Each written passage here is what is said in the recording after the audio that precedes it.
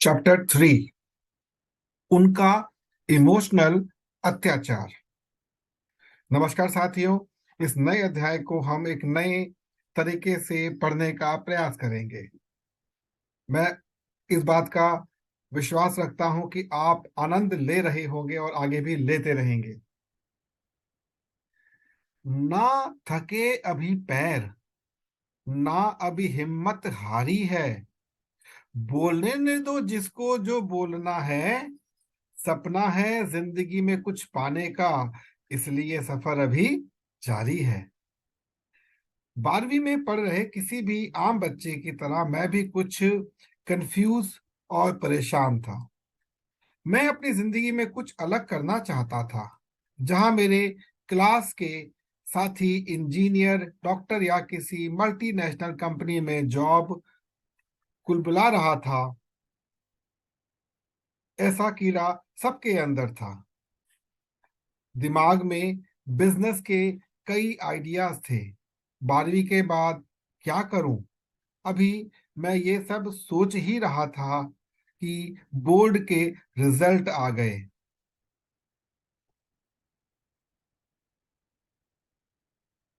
Result से पहले आपको बता दूं कि हमारे हिंदुस्तानी समाज को याद कर के पढ़िएगा। 12वीं में आते ही दूर दूर के जानने वाले भी खोजी कुत्तों के स्क्वाड की तरह पता लगा ही लेते हैं किस घर में बोर्ड का परीक्षार्थी है। और वो पड़ोस के शर्मा जी, मिश्रा जी, जिनका बेटा या बेटी सब गुण संपन्न होता है, कसम से ये लोग पिछले जन्म के दुश्मन मालूम होते हैं। बहरहाल रिजल्ट आ गया और मैं फर्स्ट डिवीजन से पास भी हो गया था। पर बहुत बड़ी उपलब्धि थी। इसी सब के बीच बहुत सारे बिजनेस कर रहे लोगों से बात करने की बाद मैं इस नतीजे पर पहुंचा कि भाई, मैं कपड़ों का बिजनेस करूंगा। किसी ने मुझे बताया कि कपड़ों का बिजनेस इन ट्रेड है, अच्छा चल रहा है और बाकी बिजनेस की तरह कोई खास साइड इफेक्ट भी नहीं है। अब गोल सेट था, लेकिन रास्ता सही लेना था। तो शुरुआत के लिए मैंने दिल्ली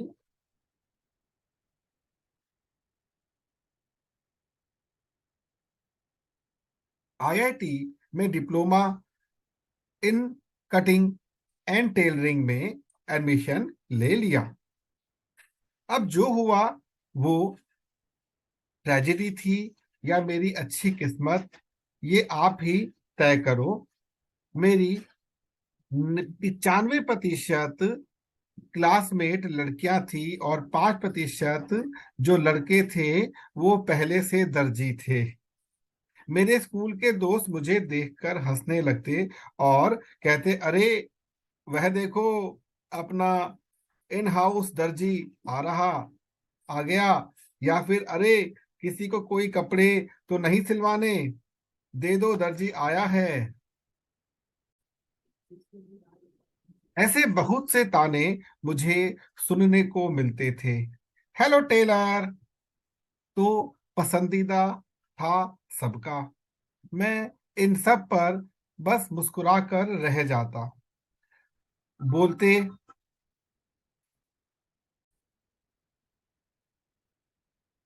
बोलने को यूं भी कुछ था नहीं, आखिर टेलर वाले का ही तो सीख रहा था। कुछ दिनों बाद उनकी बातें, उनके तानों की तरफ मैंने अपनी आंखों और कान दोनों बंद कर लिए, लेकिन फिर भी उनके ताने दिन ब दिन बढ़ते जा रहे थे। इसके बाद मैंने अपने लिए एक स्टैंड लेने की ठानी। आप कब तक किसी के ताने सुनोगे भाई? हमेशा याद रखना कि तुम्हारे लिए कोई दूसरा खड़ा नहीं होगा।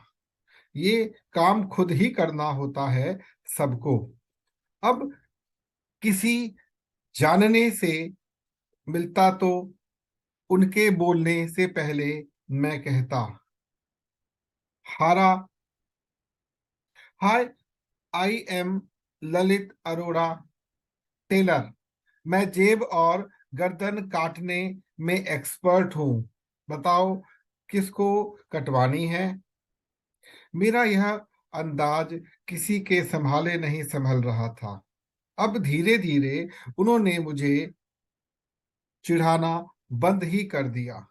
हालांकि अपने आप को टेलर मैंने कुछ दिन कहा, क्योंकि अपना गारमेंट का बिजनेस शुरू करने के बाद जल्दी ही मैंने रेडीमेड गारमेंट की फैक्ट्री डाल ली। धीरे धीरे बिजनेस इतना बढ़ा कि गारमेंट का एक्सपोर्ट इंपोर्ट भी करने लग गया।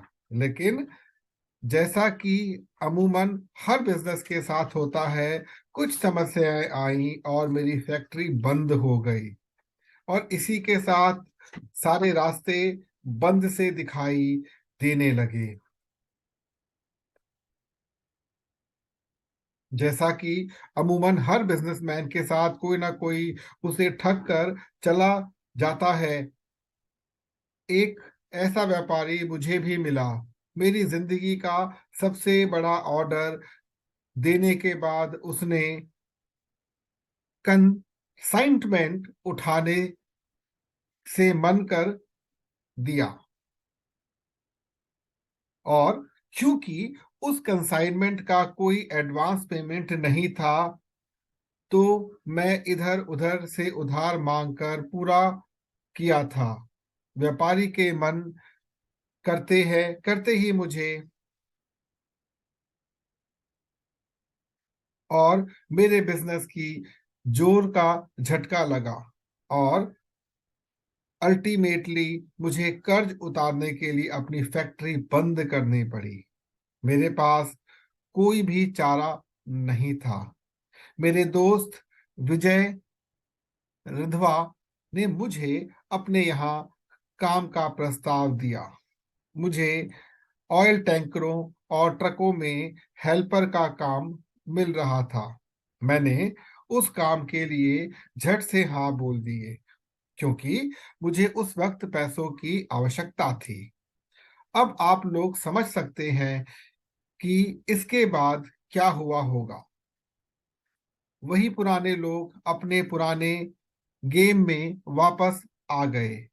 नीचा दिखने वाला खेल फिर स्टार्ट हो चुका था।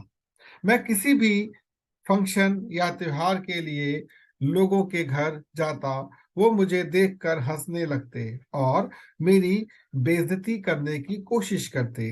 मुझे देखकर यूं ताने मारते जैसे कोई काम नहीं गुनाह कर रहा हूं। लेकिन इस बार मैंने ज्यादा इंतजार नहीं किया और मैंने जल्द ही अपना नाम बदल लिया, Lalit truck driver in short LTD. जब भी लोग मुझे बुलाते तो मैं हेलो के साथ कहता, hello Lalit truck driver speaking. और एक बार फिर वो मेरा एटीट्यूड नहीं संभाल पा रहे थे। वो लोग मेरा मजाक बनाने में नाकामयाब हो रहे थे।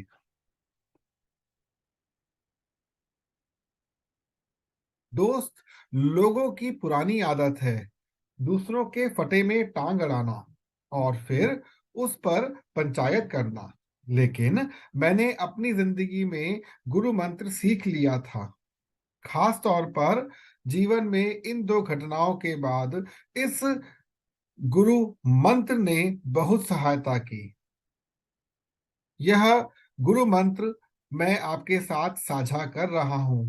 यकीन मानिए, ये मंत्र बहुत ही शक्तिशाली है और हर बार अपना असर दिखाता है। चाहे तो खुद भी आजमा कर देख सकते हैं।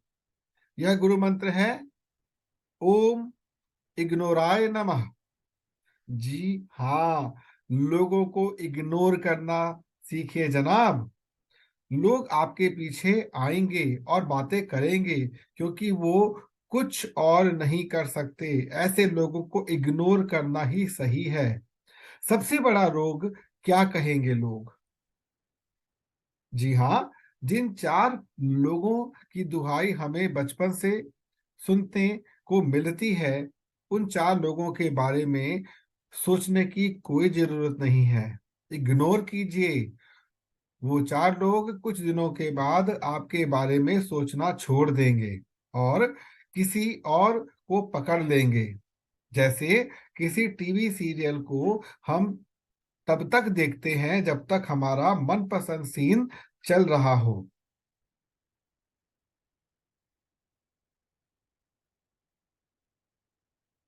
हीरो हीरोइन का रोमांस खत्म, हमारा इंटरेस्ट खत्म। सास बहू की लड़ाई खत्म, हमारा इंटरेस्ट खत्म। वैसे ही ये चार लोग आप पर, इनकी बातों का असर खत्म तो आप में इनका इंटरेस्ट खत्म। फिर ये लोग कब तक आपका ही मजाक बनाएंगे? आखिर उनके अपने भी तो मसले हैं जिन पर दूसरे उनका मजाक बनाते हैं। ये एक चक्र है। आप अपना मजाक खुद उड़ा लो, फुल एटीट्यूड के साथ। देखना, वह बातें बंद भी कर देंगे और किसी और के फटे में टांग अड़ाने को नया मुर्गा ढूंढ लेंगे। ना ना, सुधरेंगे नहीं भाई। ये सुधरने वाली प्रजाति नहीं होती। इसलिए इनको इग्नोर करना ही सबसे बड़ा मंत्र है।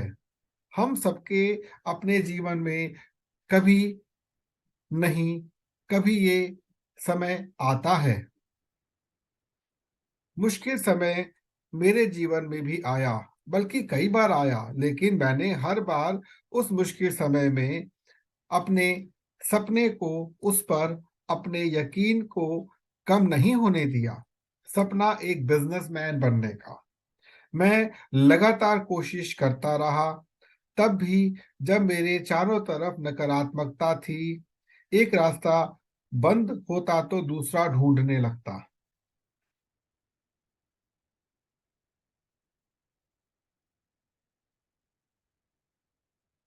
इस सबके बाद मैंने इंटीरियर डेकोरेशन का बिजनेस शुरू करने की ठानी और उसको शुरू भी कर दिया था, लेकिन उसमें बहुत आसानी से सफलता नहीं मिल रही थी। बहुत बार कोशिश करने के बाद फाइनली मैं डायरेक्ट सेलिंग बिजनेस में आ गया। लेकिन बता दूं, जब मैं इंटीरियर डेकोरेशन का बिजनेस कर रहा था, तब भी लोगों ने मुझे बख्शा नहीं था। बताया ना, सुधरने नहीं सुधरते नहीं है ये ऐसे लोग। कहीं भी मिलते तो मुझसे कह देते, और भाई अब क्या बनोगे? Planner, plumber, carpenter, electrician. लोगों का क्या है कि उनका किसी और के सपनों और कोशिशों को देखने का चश्मा ही अलग होता है। जब मैं डायरेक्ट सेलिंग में आया तो उनको एक नए ढंग से मेरा मजाक बनाने का मौका मिल गया।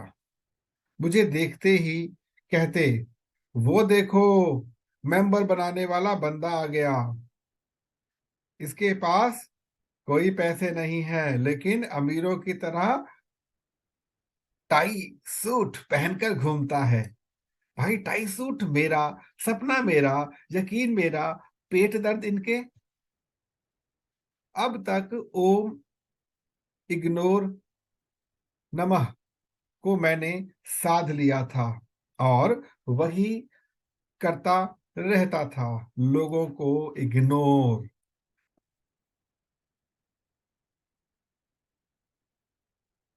अब बैड लक यही नहीं रुका था। इस उम्र तक आते आते अमूमन आदमियों के बाल झड़ जाते हैं। मेरे साथ भी हो रहा था। जी हाँ, सर के बाल झड़ने लगे और थोड़ा थोड़ा चांद नजर आने लगा था। मुझे कोई दिक्कत नहीं थी, लेकिन हद तो तब हो गई जब लोगों ने मुझे स्टेज पर टकला कहना शुरू कर दिया। लेकिन एक बार फिर मैंने वही जो अब तक करता आ रहा था। मैं स्टेज पर जाता और कहता, हेलो, मैं टकला हूं, क्या आप मुझे सुनना चाहेंगे? बॉलीवुड का एक मशहूर गाना है ना, कुछ तो लोग कहेंगे, लोगों का काम है कहना, तुम बस अपना काम करते रहना। यह आगे वाली लाइन मैंने जोड़ी है। लोग कुछ ना कुछ जरूर कहते हैं, आपको उन्हें सुनना है, उनकी बात पर मुस्कुराना है, और जो कुछ कहा है उसे अपने दिमाग से झटक कर आगे बढ़ जाना है। लोग तुम पर इमोशनल अत्याचार जरूर करेंगे, लेकिन यह तभी कारगर होगा जब तुम उसे अत्याचार मान लोगे। गुरु फिल्म का एक बहुत फेमस डायलॉग है जहां अभिषेक बच्चन कहते हैं, नेगेटिव सुनाई नहीं देता, इसका मतलब है कि गांव वालों, मेरे कानों को नेगेटिव यानी ना नकारात्मकता सुनाई नहीं देती। बिल्कुल यही हमें भी करना है। लोगों की नकारात्मक बातों को इग्नोर करना है, और कभी अगर कोई ऐसी बात कान में पड़ भी जाए तो उसे सकारात्मक में बदलने की पूरी कोशिश करनी है।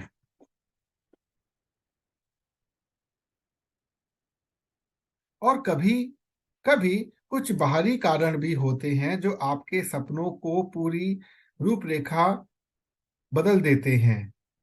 आपके सपने दिशा बदलकर परिवर्तित हो जाते हैं और आपको एहसास भी नहीं होता।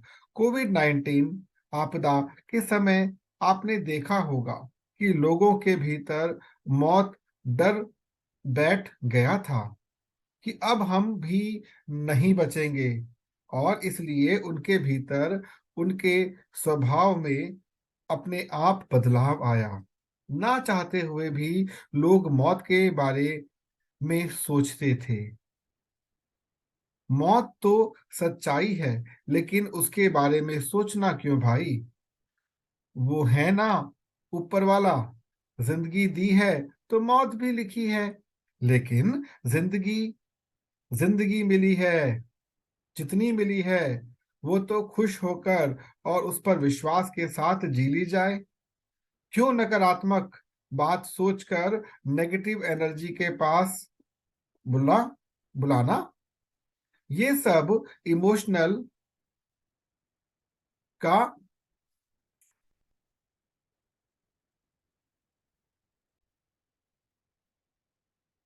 ये सब इमोशंस का खेल है।